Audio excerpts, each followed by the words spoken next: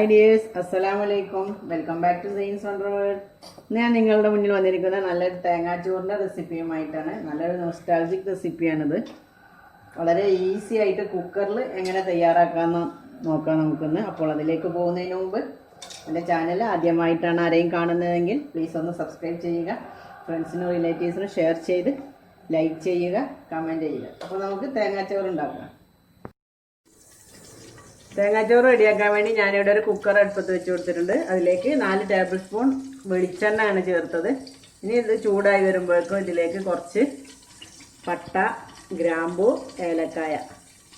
ഞാൻ 5 ഏലക്കായും 5-6 പട്ടയും ഗ്രാമ്പൂവും 2 കഷ്ണം പട്ടയും ഇട്ട് കൊടുത്ത് ഇനി അതൊന്ന് റെഡിയായി വരട്ടെ. ഇനി ഇതിലേക്ക് 1 കപ്പ് ചെറിയ ഉള്ളി അരിഞ്ഞ് വെച്ച് ചേർത്ത് കൊടുക്കാം. ഞാൻ 1.5 കിലോ അരിയാണ് എടുക്കുന്നത്. അതിലേക്ക് കണക്കാക്കിയിട്ടുള്ള അളവാണ് ഞാൻ പറയുന്നത്. ഇതൊന്ന് ചെറുതായിട്ട് വഴറ്റിയെടുക്കാം. ഒരുപാട് വഴറ്റിയെടുക്കേണ്ട ആവശ്യമൊന്നുമില്ല. അത് ചോറിൽ കിടന്ന് നന്നായിട്ട് വെന്തോളും. ഇനി ഇതിലേക്ക് നമുക്ക് ആവശ്യത്തിന് വെള്ളം ഒഴിച്ചു കൊടുക്കാം. വെള്ളം തിളക്കൊന്നും വേണ്ടട്ടോ, കാരണം കുക്കറിൽ ഉണ്ടാക്കുന്നതുകൊണ്ട് വെള്ളം തിളക്കേണ്ട ആവശ്യമൊന്നുമില്ല. വെള്ളം അളന്നെടുത്താൽ ഞാൻ പൊന്നി അരിയാണ് എടുക്കുന്നത്, അപ്പോൾ അതിൻ്റെ ഡബിൾ വെള്ളമാണ് എടുത്തത്. ഏത് പാത്രത്തിലാണോ നിങ്ങൾ അരി അളന്നെടുത്തത് അതിൻ്റെ ഡബിൾ വെള്ളം എടുക്കുക. പൊന്നി അരിക്കാണെങ്കിൽ, കുറുവ അരി, ജയ അരിയൊക്കെ ആണെങ്കിൽ കുറച്ചധികം വെള്ളം എടുക്കണം.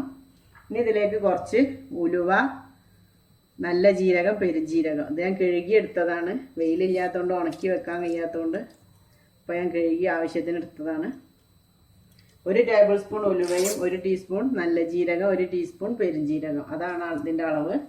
ഉലുവ കൂടുതലായാൽ കയ്പ്പ് രസം വരും. ഇനി മെയിൻ ഇൻഗ്രീഡിയൻറ്റ് തേങ്ങ ചേർത്ത് കൊടുക്കാം. തേങ്ങ ഇത് 1.5 തേങ്ങ എടുത്തിട്ടുണ്ട് ഞാൻ. ഇനി ഇതെല്ലാം നന്നായിട്ടൊന്ന് മിക്സ് ചെയ്യാം.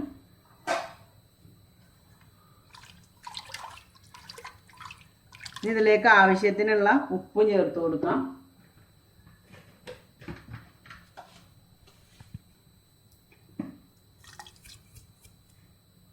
കുറച്ച് മഞ്ഞൾപ്പൊടിയും ചേർക്കണം. ഇനി കുറച്ച് മഞ്ഞൾപ്പൊടി നിങ്ങൾക്ക് താല്പര്യമുണ്ടെങ്കിൽ ചേർത്താൽ മതി. ഒരു കളറിന് വേണ്ടിയാണ്, ഇല്ലെങ്കിലും കുഴപ്പമൊന്നുമില്ല. ഉപ്പൊക്കെ ഉണ്ടോ നോക്കണം, കാരണം കുക്കറിൽ വെക്കുന്നതുകൊണ്ട് ഇനി ഉപ്പിട്ട് കൊടുക്കാൻ കഴിയില്ല. അപ്പോൾ ഇനി നമുക്ക് അരി ചേർത്ത് കൊടുക്കാം. 1.5 കിലോ അരിയാണ് ഞാൻ എടുത്തത്. ഇത് ബാസ്മതി റൈസിലും ബിരിയാണി വെക്കുന്ന അരിയിലൊന്നും തേങ്ങാച്ചോറ് ഉണ്ടാക്കിയാൽ ടേസ്റ്റ് കിട്ടൂല. ഇതുപോലെ ചോറ് വെക്കുന്ന അരി കൊണ്ട് തന്നെ ഉണ്ടാക്കണം, അതാണ് അതിൻ്റെ ടേസ്റ്റ്.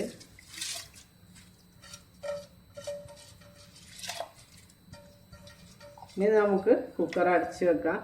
പൊന്നി അരി ആയതുകൊണ്ടിട്ട് 1 വിസിൽ തന്നെ മതിയാവും. പിന്നെ അതിൻ്റെ ആവി പോകുന്ന വരെ വെയിറ്റ് നീക്കാതെ വെച്ചാൽ അതിൽ കിടന്ന് വെന്തോളും. കുറുവ അരിയൊക്കെ ആണെങ്കിൽ 2, 3, 4 വിസിലൊക്കെ അടിക്കേണ്ടി വരും. ഇനി നമുക്കിതിൽ ഉപ്പൊക്കെ പാകമുണ്ടോ നോക്കിയിട്ട് അടച്ചു കൊടുക്കാം. കുറച്ചുകൂടി ഉപ്പിട്ട് കൊടുക്കുകയാണ്.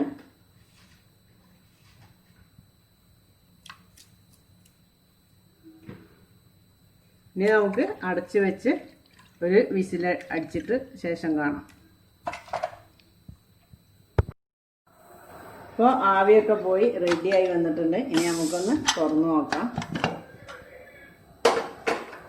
നല്ല അടിപൊളിയായി വന്നിട്ടുണ്ട്. അധികം വേറെ ഒന്നും ചെയ്തിട്ടില്ല. പൊന്നി അരി ആയതുകൊണ്ട് തന്നെ നല്ല ബാസ്മതി റൈസ് പോലെ നീണ്ടു നിൽക്കുന്നുണ്ട്. ഇനി നമുക്കിതൊന്ന് സെർവ് ചെയ്തെല്ലാം നന്നായിട്ടൊന്ന് മിക്സ് ചെയ്ത ശേഷം സെർവ് ചെയ്യാം. ഇപ്പോൾ നല്ല അടിപൊളി തേങ്ങാച്ചോറ് ഇവിടെ റെഡിയായി വന്നിട്ടുണ്ട്. നല്ല ടേസ്റ്റിയാണിത്. ഇതിലേക്ക് ഏറ്റവും ബെസ്റ്റ് കോമ്പിനേഷൻ എന്ന് പറയുന്നത് ഇറച്ചി വരട്ടിയതും തേങ്ങാച്ചോറുമാണ്. പക്ഷെ ഞാനിവിടെ തയ്യാറാക്കിയ ചിക്കൻ കറിയാണ്. ചിക്കൻ കറി കൂട്ടി കഴിച്ചാലും നല്ല ടേസ്റ്റാണ്. അപ്പോൾ നിങ്ങളെല്ലാവരും ഇത് ട്രൈ ചെയ്ത് നോക്കുക. ട്രൈ ചെയ്ത് നോക്കി ഫീഡ്ബാക്ക് എന്നെ അറിയിക്കുക. അപ്പോൾ പുതിയ പുതിയ വിഭവങ്ങളുമായി വീണ്ടും കാണാം. അസ്സലാമു അലൈക്കും. Thanks for watching.